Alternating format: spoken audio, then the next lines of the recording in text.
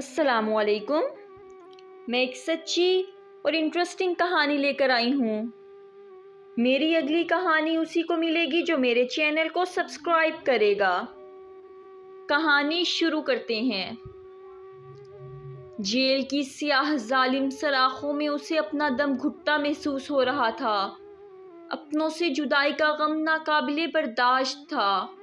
وہ دن رات پچھتاوے کے آنسو بہاتی مگر بے سود۔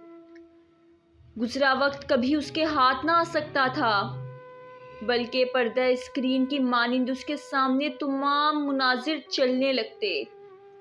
کوئی بھی عورت اسے تانا دیتی تو یہی کہتی، کیسی سیاہ عورت ہو، ذرا حیا نہیں آئی۔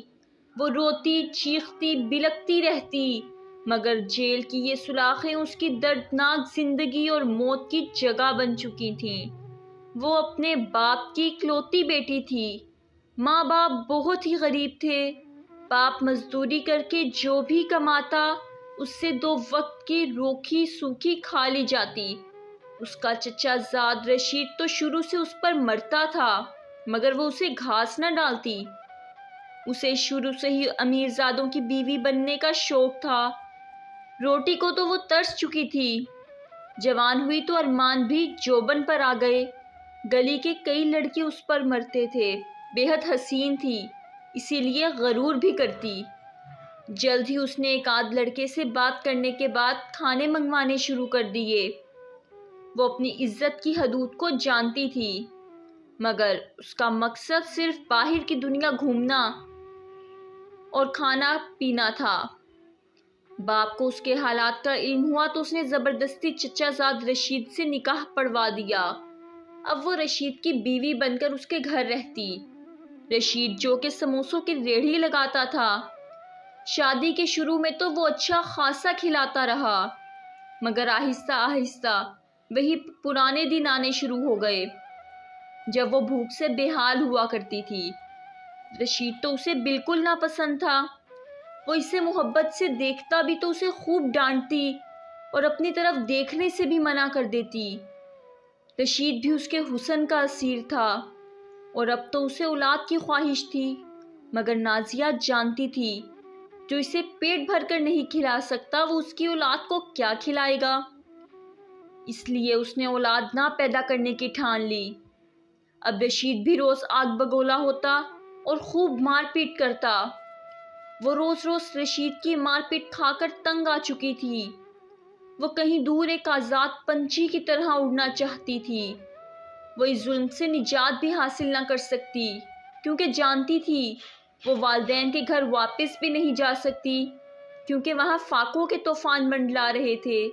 وہ خود سے تنگ آ گئی۔ کبھی کبھی دل کرتا خود کو ختم کر لے، لیکن پھر چاہ کر بھی کچھ نہ کر سکتی۔ رشید کا چھوٹا بھائی یعنی اس کا دیور بشیر، جو شہر کی فیکٹری میں کام کرتا تھا، اکثر ان کے گھر آتا اور شہر کی بڑی بڑی باتیں کرتا تو نازیہ کا بھی دل چاہتا وہ بھی شہر جائے، اس کے پاس ڈھیروں پیسے ہوں اور پھر وہ ملکہ بن کے راج کرے۔ وہ جانتی تھی رشید کے پاس بھی اپنا گھر ہے، سونا موجود ہے اور بہت ساری رقم جمع کر چکا ہے، مگر پھر بھی وہ ان سب تک رسائی حاصل نہ کر سکتی تھی۔ اس نے رشید کے چھوٹے بھائی کو ہی زلفوں کا اسیر بنانے کی کوشش کی۔ جلد ہی وہ اس کھیل میں کامیاب ہو گئی۔ رشید کی ریہڑی پر کام کرنے والا ملازم افضل بھی اس کے حسن کا دیوانہ تھا۔ وہ انہی اچھے برے حالتوں میں زندگی گزار رہی تھی کہ اچانک غم کی ایک ایسی آندھی چلی جو سب خوشیاں اپنے ساتھ بہا لے گئی۔ وہ روتی رہی، بلکتی رہی، زور زور سے چیخیں مارتی رہی، مگر کوئی اس کی مدد کو نہ آیا۔ اس بھیانک رات میں نقاب پوش ڈاکوؤں نے زبردستی گھر میں گھس کر فائرنگ کی۔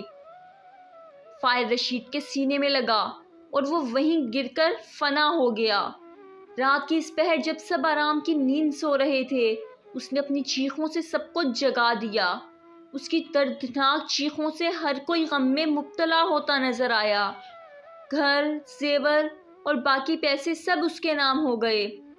وہ سارا دن شوہر کی یاد میں روتی رہتی، پھر جلد ہی شہر چھوڑ کر کہیں دور جا بسی، شاید اپنے خوابوں کے شہر، جہاں اسے کوئی روک ٹوک نہ تھی۔ جہاں وہ اپنی مرضی سے زندگی گزار سکتی تھی، جہاں وہ اپنی مرضی سے اپنے محبوب کی سرگوشی میں جی سکتی تھی، لیکن کبھی کبھی چیخ اٹھتی۔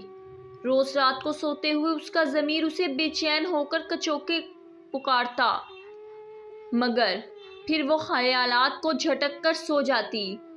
شہر میں آ کر اس نے محبوب کو بھی چھوڑ دیا۔ اب وہ نئے کاموں میں ملوث ہو گئی۔ شراب نوشی، حسین راتیں اس کی زندگی کا محور بن چکی تھیں۔ وہ ان کالے دھندوں میں روز منہ کالا کرتی اور پھر تھک ہار کر سو جاتی، مگر معاشرے کے سامنے وہ ایسی شریف عورت تھی جس کا سہاگ ظالم دیور نہیں اجاڑ دیا، جو بیچاری شوہر کے غم میں جگہ جگہ دھکے کھاتی رہی اور پھر بالآخر بڑے شہر جا کر رہائش اختیار کر لی، جہاں فیکٹری میں کام کر کے 2 وقت کی کھا لیتی، مگر حقیقت تو اس کے برعکس تھی۔ وہ اپنی زندگی میں کھل کر جینا چاہتی تھی۔ وہ سب اقدار، روایات اور اصولوں کو بھی بھول کر باغی ہو چکی تھی۔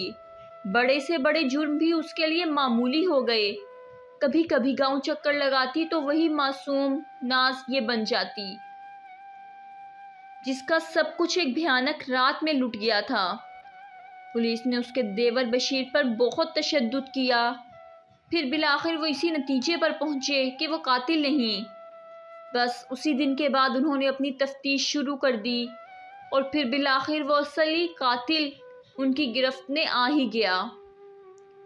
عریاں کپڑوں میں ملبوس مشہور کلب میں ناچتی گاتی نازیہ کو گرفتار کر لیا گیا۔ اسے اپنی گرفتاری پر شدید غم و غصہ تھا۔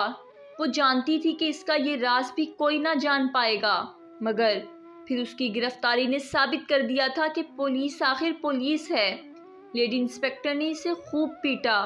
وہ بار بار اس کے جرم کی داستان پوچھ رہی تھی، مگر نازیہ تھی کہ بس رونی صورت بنا کر یہی کہتی، میں نے کچھ نہیں کیا۔ روز اسے خوب مار پڑتی۔ آخر جسم کے زخموں کی خاطر تنگ آ کر اس نے حقیقت آشکار کر دی۔ رشید مجھ پر ہمیشہ ظلم کرتا تھا۔ اچھا پیسہ ہونے کے باوجود اچھی روٹی نہ کھلاتا تھا، روز مارتا، کبھی کہتا اولاد پیدا کرو۔ میں اس سے اکتا گئی تھی۔ پھر اس کا بھائی شہر سے آیا تو میں نے اسے زلفوں کا اسیر بنایا۔ ادھر رشید کی ریڑھی پر کام کرنے والے فضل کو بھی اپنا دیوانہ بنا لیا۔ افضل کا کچھ بدماشوں سے رابطہ تھا۔ میں نے افضل کے ساتھ مل کر اپنے شوہر کو ختم کرنے کا منصوبہ بنایا۔ میں جانتی تھی کہ میرا دیور شراب کا عادی ہے، اکثر شراب پی کر ہمارے ہی گھر آ جاتا۔ اس روز بھی اس نے خوب پی۔ پھر میں نے اسے نیند کی گولیاں کھلا دی اور اپنے منصوبے کو پورا کرنے کو تیار ہو گئی۔ افضل نے چہرے کو نقاب سے ڈھکا۔ اس کے ساتھ 2 اور لوگ تھے۔ وہ گھر میں داخل ہوئے تو میں نے اچانک شور ڈالا۔ میرا شوہر باہر آیا تو انہوں نے تھوڑی ہی لڑائی کے بعد فائر اس کے سینے پر مارا۔ میں وہیں پھوٹ پھوٹ کر رونے لگی، اپنے کپڑے بھی پھاڑنے لگی۔